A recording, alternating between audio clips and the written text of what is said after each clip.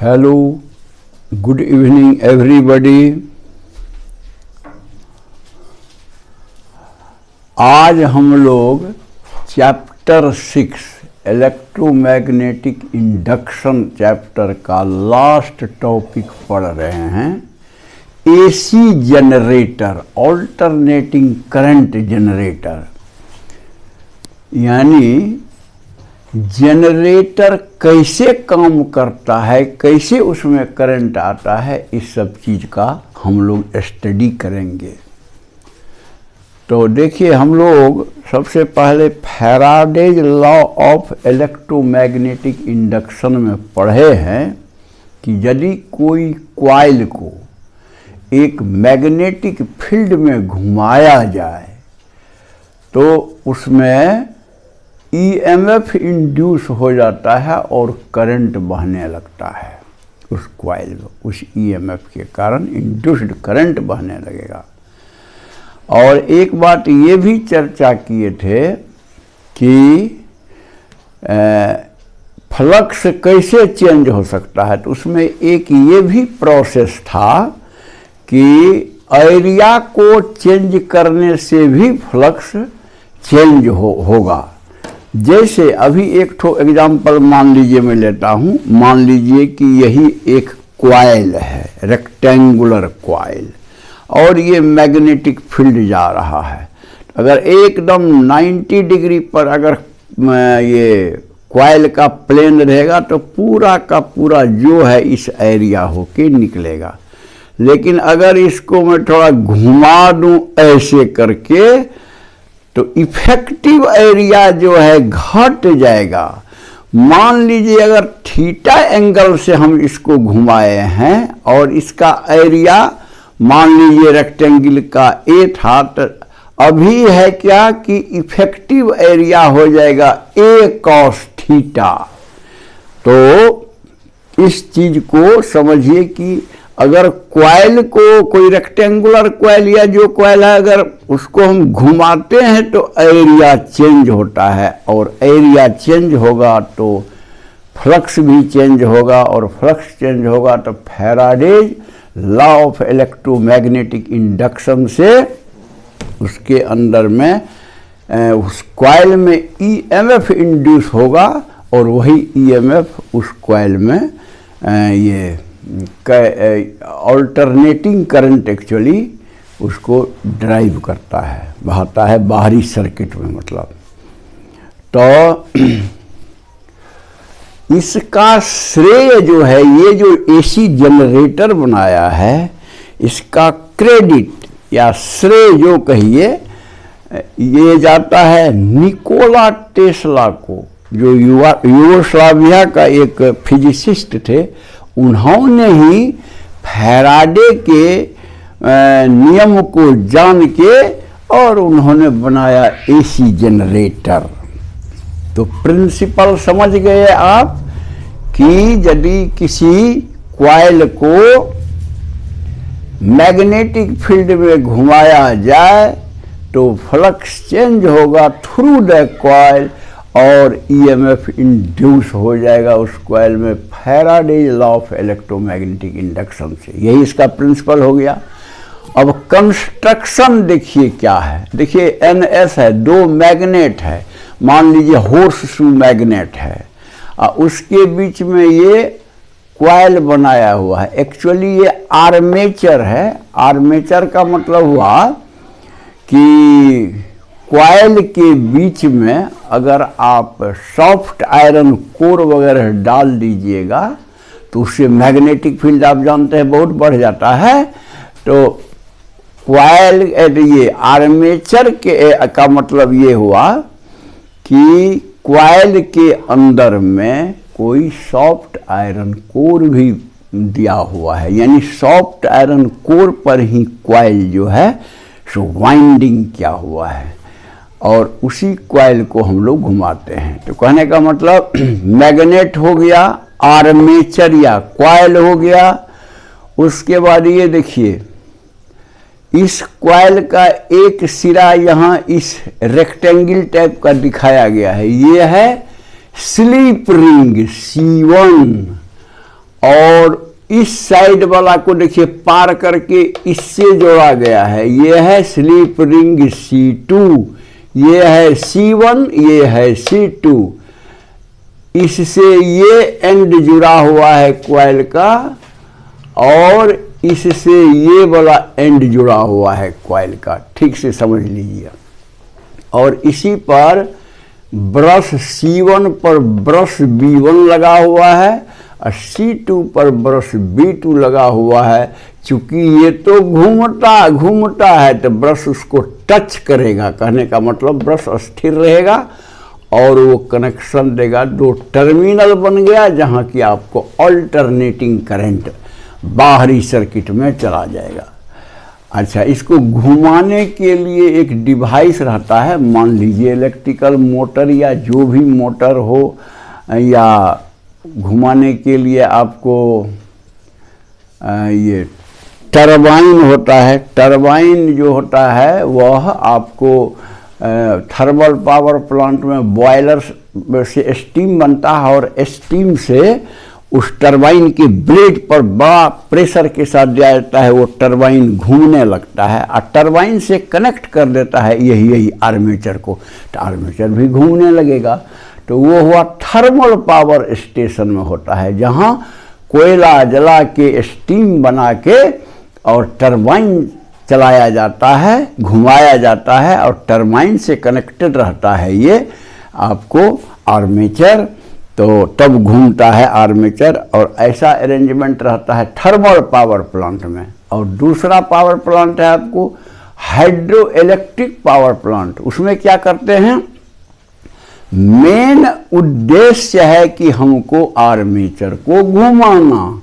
तो एक तरीका देख लिए, अब है कि डैम बड़का बना करके पानी को रोके रहता है और वहीं से पाइप के द्वारा टरबाइन के ब्लेड पर, मतलब जो प्रेशर से मारता है पानी, क्योंकि इतना हाइट है तो जो निकलेगा बहुत प्रेशर से निकलेगा और टरबाइन का ब्लेड ऐसा बनाया रहता है कि वो घूमने लगेगा और उस टरबाइन हाइड्रो इलेक्ट्रिक टरबाइन को जोड़े रहता है आपको इससे आर्मेचर से, बस आर्मेचर भी घूम रहा है। अच्छा, इसी तरह एक तीसरा भी आजकल व्यवस्था है आपको न्यूक्लियर पावर स्टेशन में। न्यूक्लियर फ्यूल को जला करके आपको इसको व्यवस्था किया जाता है घुमाने के लिए। तो 3 तरह का आपने पावर प्लांट जान गया कि उसमें जनरेटर काम करता है। तो एक हो गया थर्मल पावर प्लांट, दूसरा हो गया हाइड्रो इलेक्ट्रिक पावर प्लांट, तीसरा हो गया न्यूक्लियर पावर प्लांट। तीनों काम करता है आजकल। अच्छा, एक जनरेटर जो है आजकल तो 500 मेगावाट का भी आपको पावर का इलेक्ट्रिक जनरेट होता है। और एक चीज़ जान लीजिए, इंडिया में जिस फ्रीक्वेंसी पर जनरेट होता है वह होता है 50 हर्ज, यानी 50 साइकिल पर सेकेंड पर, और यूएसए वगैरह में आपको 60 साइकिल पर सेकेंड, 60 हर्ज पर इलेक्ट्रिसिटी जनरेट होता है। इंडिया में 50 हर्ज पर। अच्छा, तो आप कंस्ट्रक्शन भी समझ गए और अब देखिए उसका वर्किंग देखिए कैसे होता है। तो मान लीजिए सबसे पहले ये समझिए, देखिए मान लीजिए इधर N है और इधर S है और ये कॉइल है और कॉइल को घुमाया जाता है, कॉइल को घुमाया जाता है। तो एक चीज़ देखिए, ये जो प्लेन एरिया मान लीजिए कॉइल का है तो इसका area vector outward normal A, जिसको A द्वारा दिखाते हैं, आउटवर्ड नॉर्मल की ओर होगा और उसको लिखेंगे वेक्टर A। और मैग्नेटिक फील्ड भी मान लीजिए जा रहा है ऐसे। अच्छा, अगर घूम रहा है तो किसी टाइम में मान लीजिए एंगल थीटा है, वही इस फोटो में मैंने फिगर 2 में दिखाया। पहले मान लीजिए जब ये रहेगा ऐसे नहीं, पहले सीधा मान लीजिए है तो डायरेक्ट सब मैग्नेटिक फील्ड, देखिए ना बी लिखा हुआ है, सारा का सारा मैग्नेटिक फ्लक्स या फील्ड लाइंस पास करता है मैग्नेटिक फील्ड। फिर उसके बाद इसको ओमेगा स्पीड से घुमाया जाता है, ओमेगा स्पीड। मान लीजिए एट एनी टाइम टी क्या होता है कि ये एरिया कॉइल के प्लेन का जो एरिया वेक्टर है वो देखिए इधर थीटा एंगल मैग्नेटिक फील्ड से बनाता है। मैग्नेटिक फील्ड तो वहीं रहेगा, खाली इसी का एरिया वेक्टर रोटेट करेगा। तो ये जो है ए बनाता है, थीटा वेक्टर ए यानी एरिया वेक्टर जो कॉइल का है वो थीटा एंगल बनाता है। तो आप तो जानते हैं कि ओमेगा स्पीड से अगर घूमता है तो theta equal to omega t. जब इस पोजीशन में रहेगा कॉइल तो पूरा का पूरा मैग्नेटिक फील्ड इस पर काम करेगा, क्योंकि एरिया वेक्टर आ जाएगा यहाँ, थीटा 0 हो जाएगा, एरिया वेक्टर आ जाएगा यहाँ बी के ही डायरेक्शन में।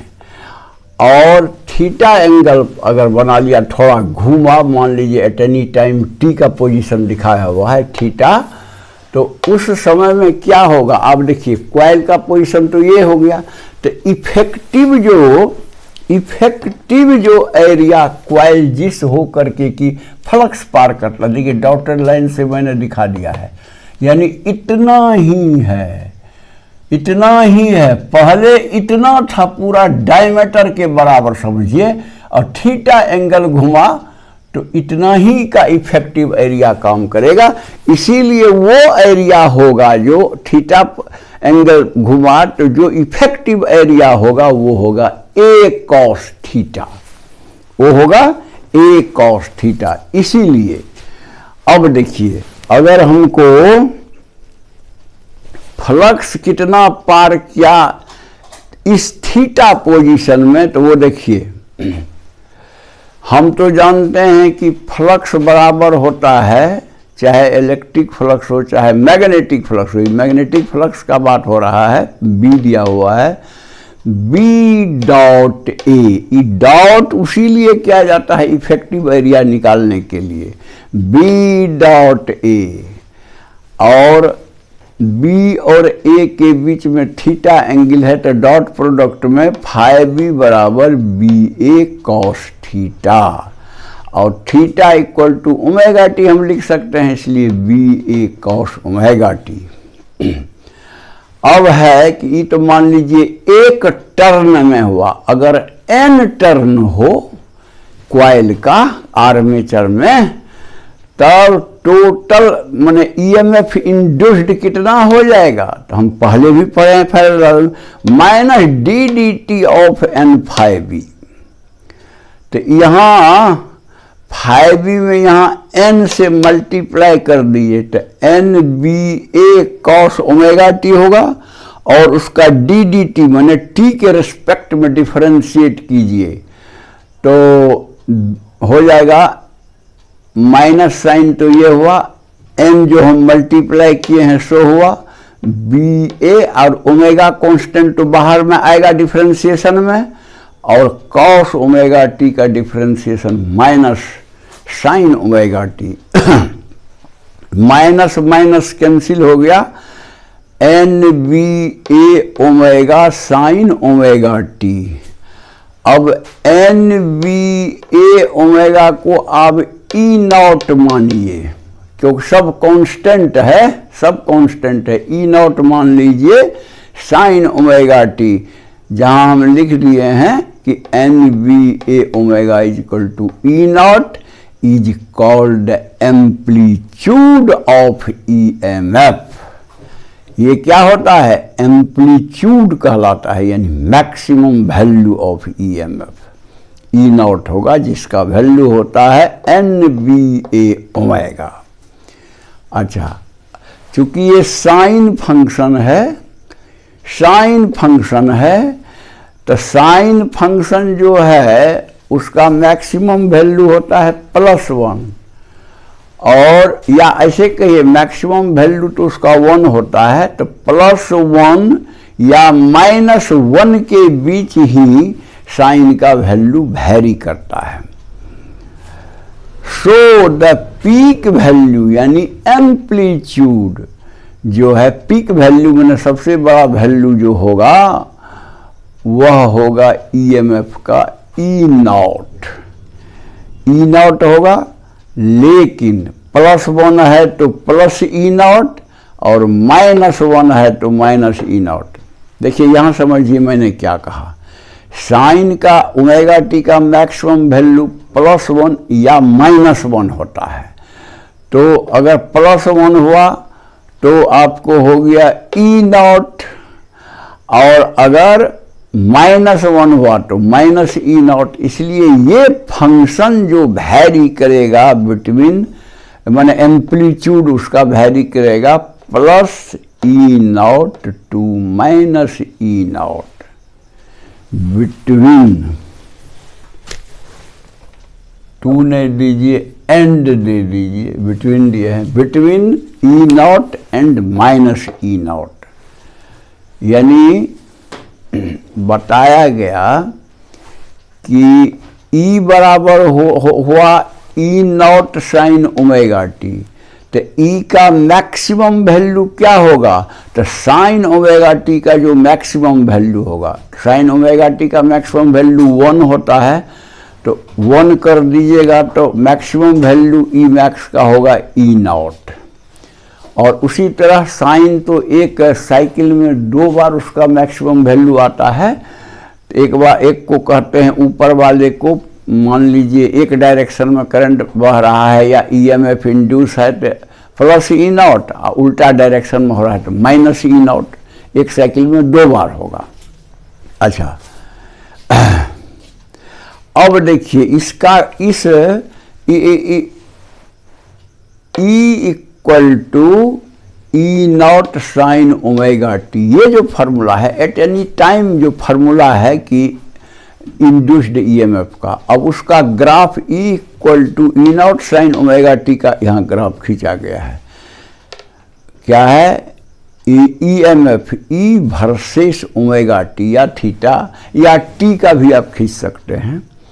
तो देखिए शुरू में ओमेगा टी इक्वल टू 0 होगा, जबकि ये जो कॉइल है यानी ए और B, vector A vector B के एंगल में थीटा 0 होगा, यानी ओमेगा टी 0 होगा। ओमेगा टी 0 अगर हो गया इसमें तो ई का वैल्यू हो जाएगा 0, तो इसलिए 0 से शुरू हुआ।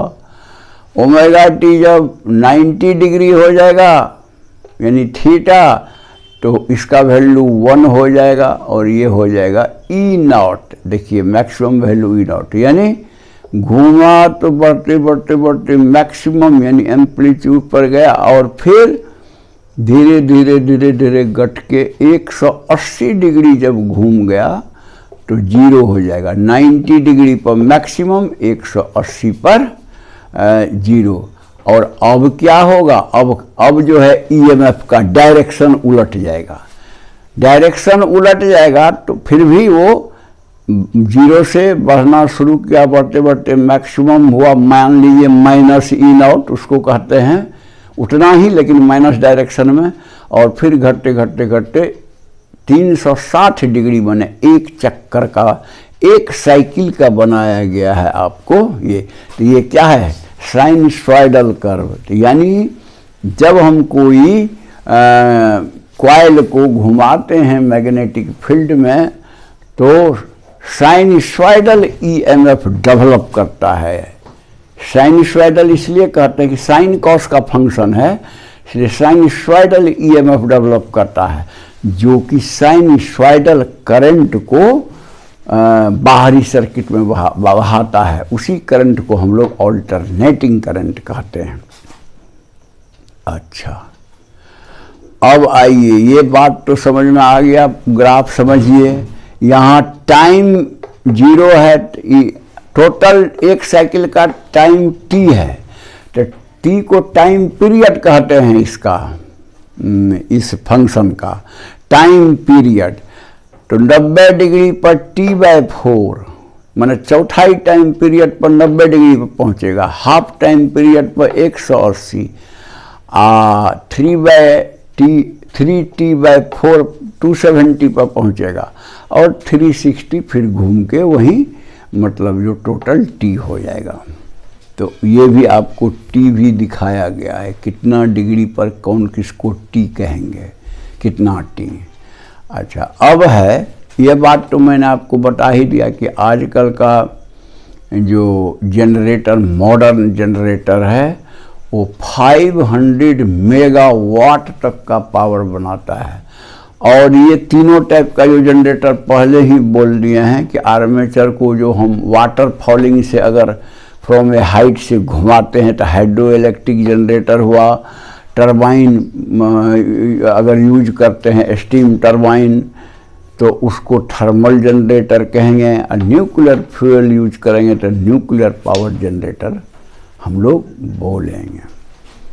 तो यही है आपका एसी जनरेटर। मैं समझता हूं कि आप समझ गए होंगे कि एसी जनरेटर क्यों कहा जाता है। ये अल्टरनेट करता है। अल्टरनेट करने का मतलब आधा साइकिल में ये एक डायरेक्शन में घूमता है, और आधा साइकिल में ये ईएमएफ मैक्सिमम देता है एक डायरेक्शन में, और बकिया आधा साइकिल में ईएमएफ उलट जाएगा। यही चीज चलते रहता है, इसलिए इसको कहते हैं अल्टरनेटिंग ईएमएफ, जो अल्टरनेटिंग करंट बहता है बाहरी सर्किट में। तो मैं समझता हूं कि आप समझ गए होंगे, और अगर पसंद है तो लाइक कर दीजिएगा, और जो सब्सक्राइब नहीं किए हैं प्लीज़ वो सब्सक्राइब कर दीजिएगा, अच्छा रहेगा, हमको भी मोटिवेशन होगा, ठीक रहेगा देने में वीडियो। और दूसरे को मदद करना चाहते हैं तो आप व्हाट्सएप या फेसबुक से अपने ग्रुप में भेज दीजिए ताकि उनका भी स्टडी चलता रहे। That's all, thank you.